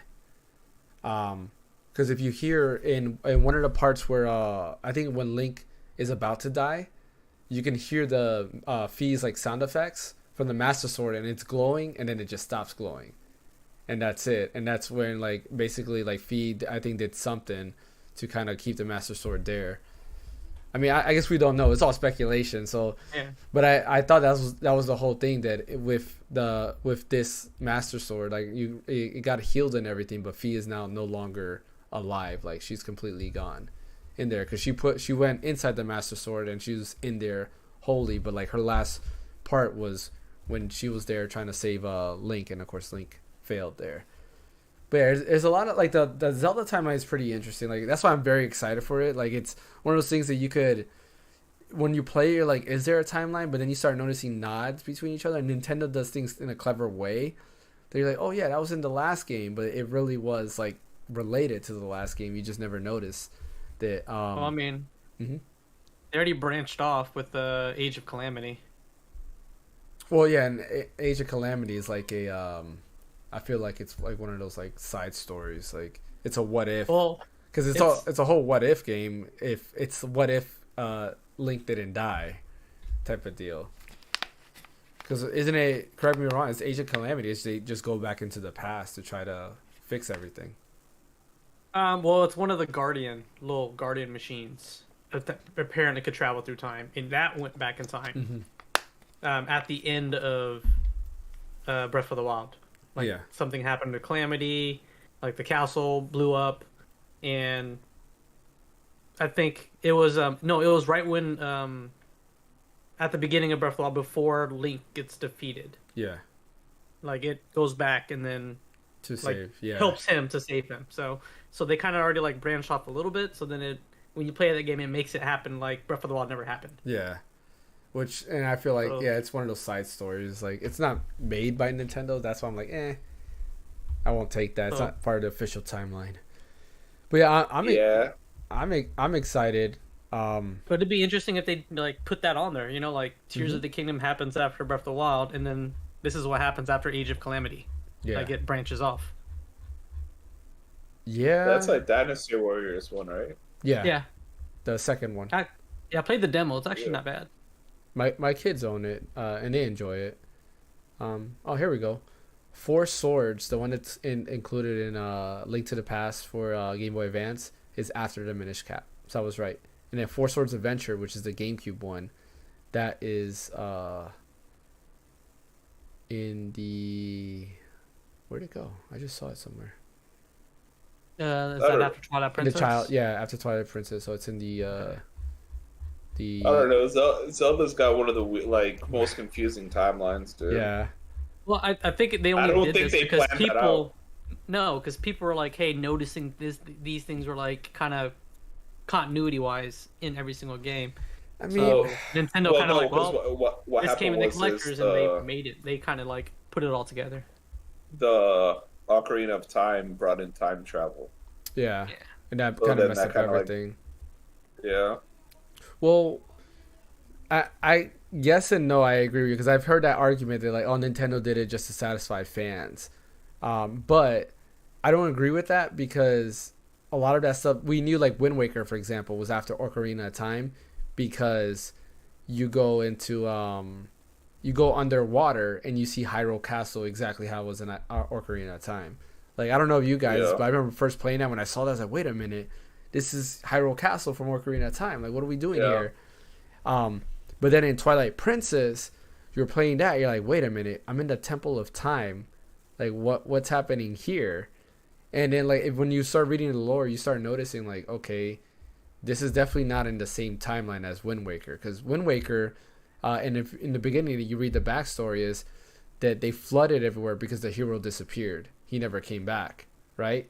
And that was because Link went back to the past, right? You know, after you defeat again, and he's like, all right, I'm done. Let me go back to the past, and he disappears.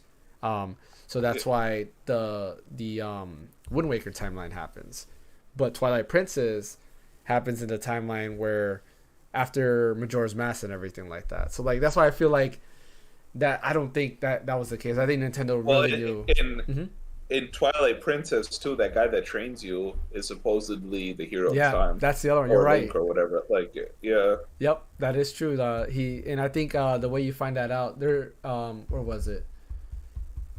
Was it a strategy guide or something? It was something that pretty much confirms that. I can't remember what it was. Yeah, no, I remember that too. Because it's pretty much confirmed that the guy who trains you is like pretty much Link. Yeah. You know, like so. Yeah, so like that's why I feel like that argument is not true. And then of course like they literally said, I remember when Skyward Sword first came out, they said literally this is the first Zelda game in a timeline because this is the game where you're making the Master Sword. So and this is like the very first Link in the very first Zelda. So like this is because at the end, spoiler for Skyward Sword, but at the end, Demise curses you. And it's like, yeah, you guys are going to be reborn every time we're going to continue to fight. And then, of course, the Demise curse goes into Ganondorf. So, yeah. But, yeah, I guess that's it for Zelda talk. But, yeah, Tears of the Kingdom, super excited for it. Like, I can't wait for it to come out. Like, I love Zelda. As you see, we discussed the timeline, and it's a blast. If you've never played a Zelda game, what are you doing? Like, you need to play a Zelda game. Like, play a real game. Stop playing these fake games. Play a real game. That's Zelda. Right. It's like fun fact, like without Zelda, I don't think games would be where it is right now. Because like Ocarina of Time was a huge push in 3D gaming.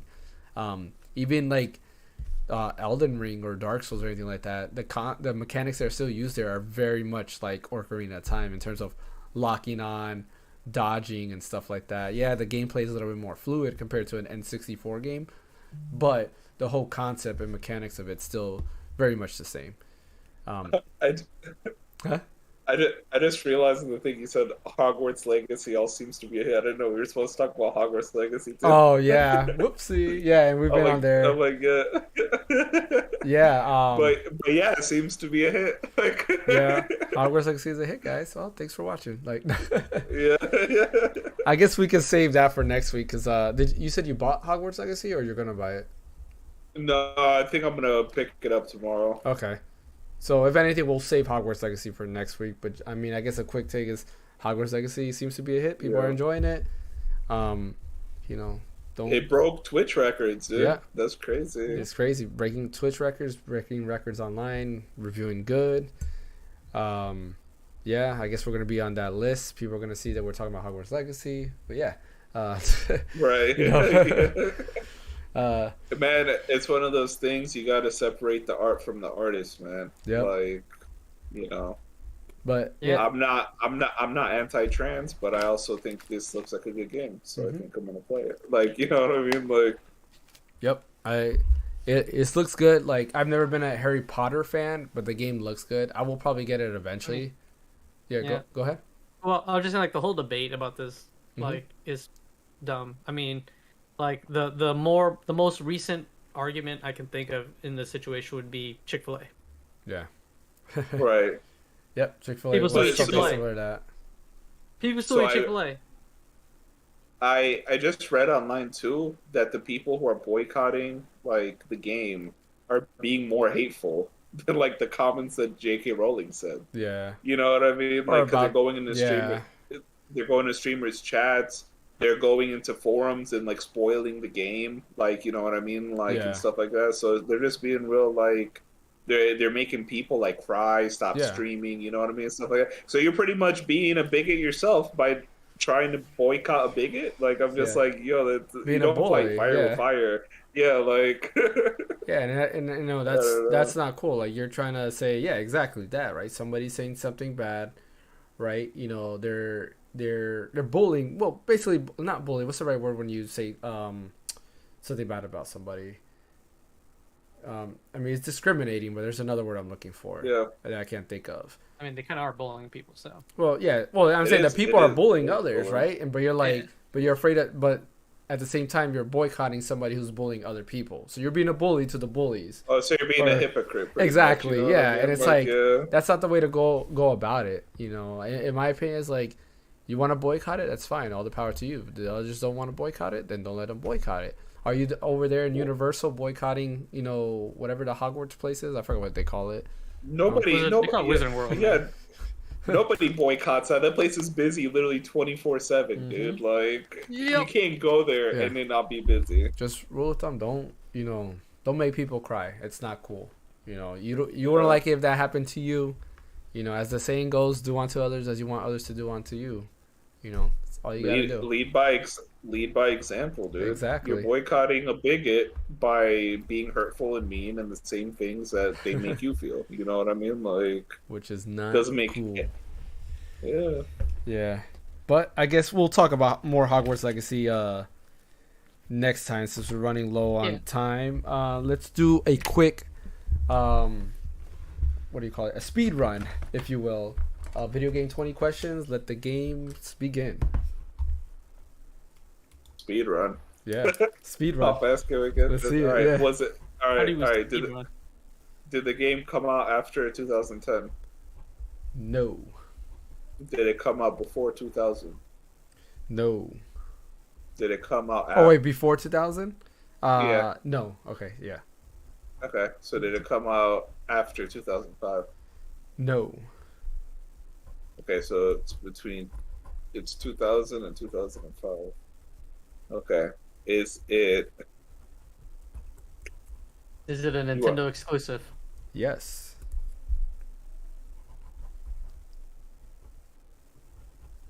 Hmm. 2000 and 2005? Is it a handheld? Yes.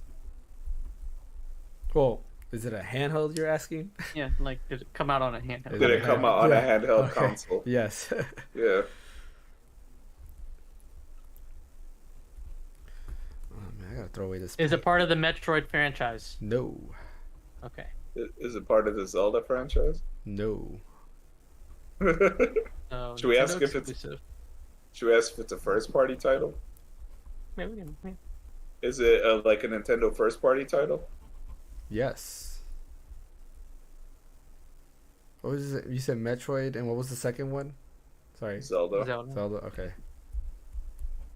We knocked out the two big ones. Is it a Mario franchise? No. Hold on. Okay, so it's a first party Nintendo handheld. Is it, what else? Is there like Kirby? Donkey Kong?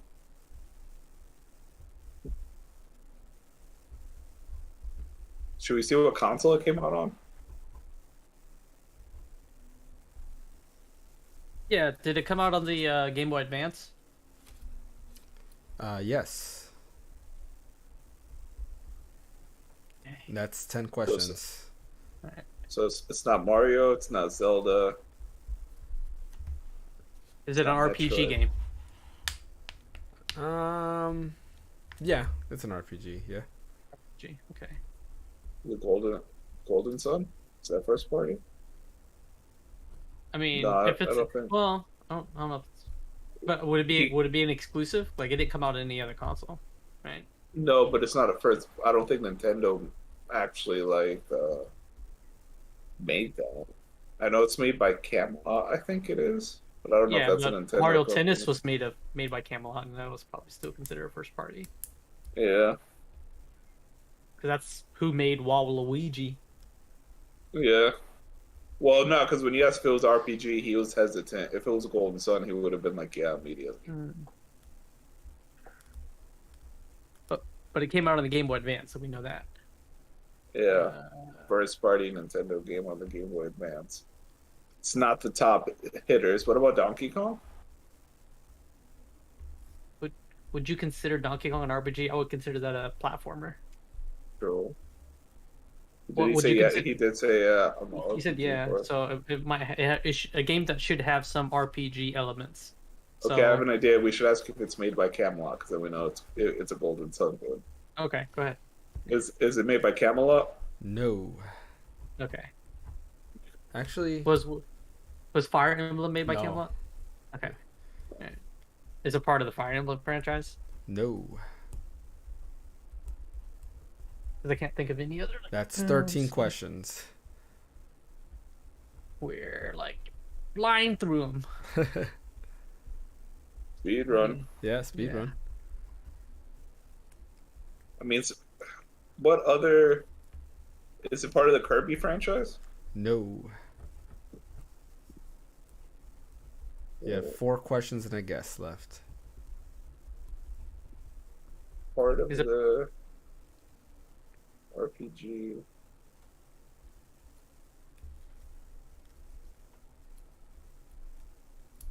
Is it part of the Earthbound Mother series? No. That didn't come out that Game Boy Advance, did it? I think. Well, I know one of the games possibly did, because there's technically Mother or Earthbound, and then Right. I think Earthbound on the SNES was Mother 2, and then they had Mother 1, which was on the NES, and I know Mother 3 came out. I think that one might have been on a handheld, but I'm not 100% sure. That's why I was like asking just in case. Sometimes I'll re-release games on handhelds. I bet. I'm just thinking. What other Nintendo first-party games came out in advance? Pokemon? I guess Pokemon will fall in that category. Is it part of the Pokemon franchise? No. What about the Final Fantasy franchise? Is it part of the Final Fantasy franchise? No. You have 2 questions and a guess left.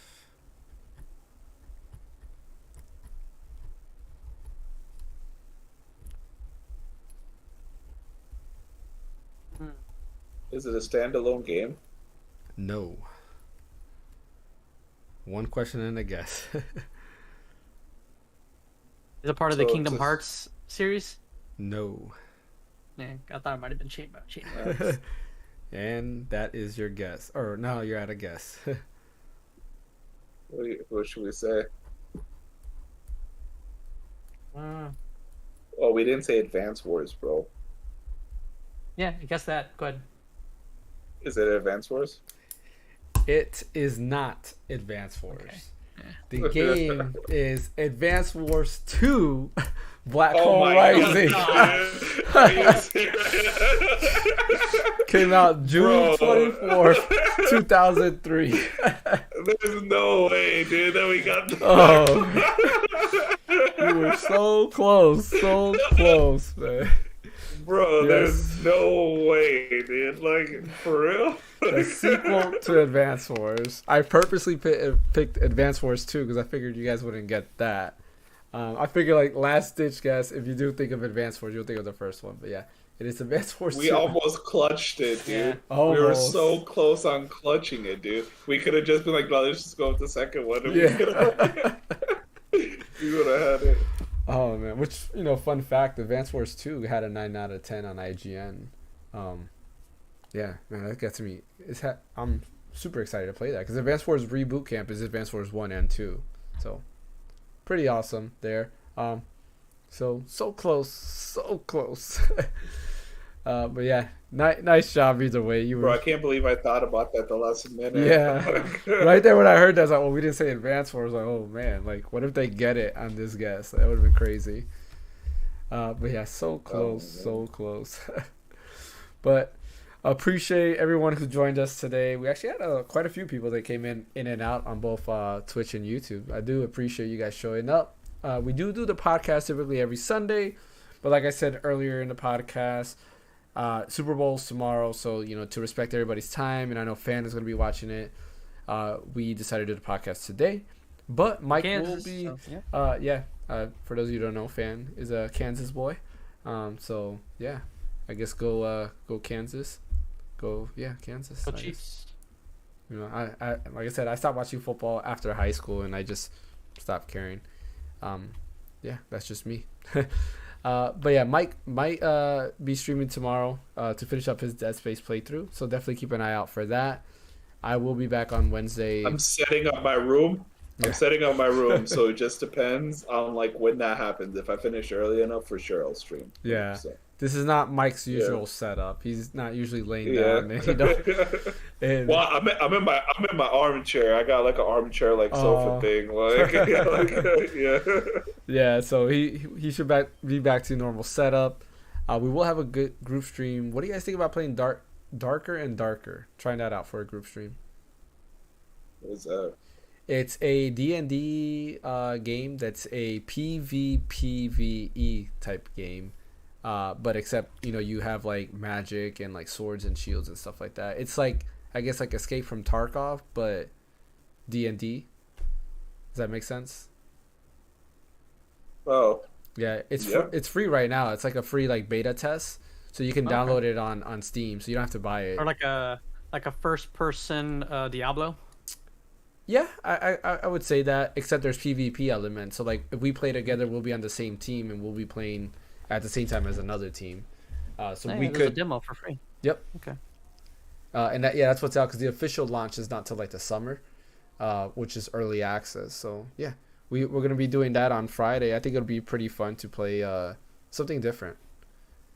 It's definitely a different style type of game. You know, try it out, see how it works. It was a recommendation from somebody. They said it was pretty cool. So yeah, I'm definitely down to try it out. I didn't play any multiplayer games this week because I've been playing Metroid Prime, and then I know were you going to be streaming Hogwarts Legacy, Mike? Whenever I finish Dead Space, yeah. Okay, and then Fan has been doing Last of Us and Metroid Prime. Yeah, I'm probably I was gonna do Last of Us tonight, but I think I'm gonna do Metroid Prime. I'll do Last of Us on Monday. Ooh yeah. I'm telling you, we gotta figure this out. I've been messing around trying to figure this out, but I definitely want to do the little I forgot the name of it, the relay race type of deal, but for gaming, to like see who could finish certain things faster. So I'm definitely figuring that out more. Fun story, not podcast or gaming related, kind of. But I decided to take a leap of faith and download Windows 11, and it broke OBS. So I had spent all day trying to go back to Windows 10 and fix it. Because I was like, you know what? Let me try it out. I've heard good... If it's not broke, don't fix it, man. Like I tell everybody, if it works, don't upgrade. I keep getting that stupid notification. Oh, your computer is compatible with Windows 11. I'm like, I ain't doing crap. I'm gonna leave that alone until it's absolutely necessary. Don't you run an Intel system though? I do. So if you upgrade though, you'll get a performance increase because of the E-cores. Yeah. Okay. So no, I have a 11 gen processor. Yes, they don't have the E and the P cores. Okay. Yeah. I don't have any pure E cores. So I thought you had a recent one for some reason. I thought you just built it. I built it, and I was trying to get a 12th gen, but this was during like the GPU shortage. Yeah. So it was just like I could not get my hands on a 12th gen processor for the life of me. Yeah. I was like, whatever, I'll just buy an 11th gen because I had to use it. I had certificates that I need to use or they're going to expire. So, $300 in certificates, like, Yeah. So what broke was actually the NVIDIA audio effects. So I had the audio effects to cut out like the background noise, and that's what broke. Like, so what happens every time OBS kept turning on, it'll freeze and like it'll just crash. And I was like, oh man, I was like, great. Like this was on last Wednesday, I think. It would have been before the Nintendo Direct, I think, when I did it. Did you go back to 10? Yeah, I'm back on 10. Yeah. At least it's easy to go back. Yeah, there's literally a button there. Yeah, there was a button there that says back. Yeah. I clicked on it and they're like, oh, what was wrong? I was like, yeah, it kept crashing. Like, no way. Like, I'm not gonna do that. Also, it felt like it was definitely draining more resources because there's a lot more like bloatware running in the background. It 100%. Yeah. It 100% drains more resources. You literally have to download third-party apps to shut off the resources. It's like I have a list. Oh. It's crazy, dude. Yeah, because I was looking through everything and I was like, man, like my CPU and my RAM usage is like a lot higher than Windows 10. there's so much unnecessary stuff in 11. I don't know why they released 11. They could have just kept adding the 10. Yeah, and then I keep hearing they're adding ads and stuff like that too to 11 and things like that. I'm like, oh man, this is not going. Well, we have until 2025 because that's when 10 stops being supported. Is it 2025? Okay, I thought for some reason I thought it was sooner than that. But yeah, I guess that's and then 2 more years. And then in the meantime, if Linux does good with gaming, we can just switch to Linux, and then it'll be even less resource heavy because Linux is super light. Dude, I'm excited for that. I hope, because I know OBS functions great on Linux. They have a Linux version. Radeon cards typically run better than Nvidia on Linux, but like I know AMD has been going all out trying to get better Linux support, and you have Steam, right? That's really fighting out there for Linux there. So it'll be interesting to see in a couple years from now how Linux support is going to be, for sure. There's a lot of support from like a lot of companies are issuing support for Linux now because a lot more people use it. Yeah, a lot of businesses too and things like that are using Linux. And it's free. Yeah, it's free. It's literally, you don't have to pay anything. It's like right there. Like, yeah, I'm excited for that. I hope that's the future because I would love to turn this machine into Linux. Like, that was one of the reasons why I was thinking of getting an AMD GPU over the 3060 Ti was because of that. Because I was like, oh, I could just dual boot Linux on here as well. Yeah, there's no Linux drivers on NVIDIA GPUs. Yeah, because NVIDIA doesn't want to make them, but AMD does because NVIDIA wants full control. But yeah, thanks everybody for joining us. Fan, where can they catch you at? You can catch me on Twitch and YouTube at Phaneckswhy. Awesome. Mike, where can they catch you at? Right here in my cozy little bed, bro. And as always, you can catch me here. I will have a Fire Emblem video coming out tomorrow morning. It's already uploaded on YouTube. It's just waiting for its premiere to happen, which will be tomorrow morning at 8 a.m. So definitely take a look at that. I also will have an Octopath Traveler 2 video coming out in a couple days. I have to re-record some shots for that because the Nintendo Direct kind of ruined everything, and now I got to play the demo of Octopath Traveler 2, and it's amazing. I was gonna talk about that. I forgot we didn't even mention the demos that came out on there. Sea of Stars demo came out, amazing. Chrono Trigger and then Octopath Traveler 2 demo was amazing. I did the Hikari storyline, and bro, that opening is an insane opening. Probably one of the best openings in an RPG, honestly. Literally, you start up and just a panning around and everything that's going there. It's super cinematic. I highly recommend trying Hikari story. The battle or the music that's there, it's fire, man. I'm telling you, this got me hyped for the game where I might get it on launch, honestly, because of just that opening. That opening sequence was just amazing. Definitely one of the best opening sequences. I was talking about my brother because he did the same story, and he was like, yeah, that opening was pretty crazy. It was pretty awesome. So highly recommend Octopath Traveler 2, but I will have a video out for that discussing my impressions and why I think Octopath Traveler 2 will be better than Octopath Traveler 1. I mean, Octopath Traveler 1 was already pretty decent, but I think story-wise, 2 is going all out for sure. But yeah, as always, thanks for watching. Don't forget to like and subscribe on YouTube. Follow us on Twitch. Also subscribe to us on Twitch. We're trying to hit that 15 subs goal for the month and 175 sub goal on YouTube for the month. My name is James from the Random Encounter. Thank you, Mike. Thank you, Fan. And we will see you next time.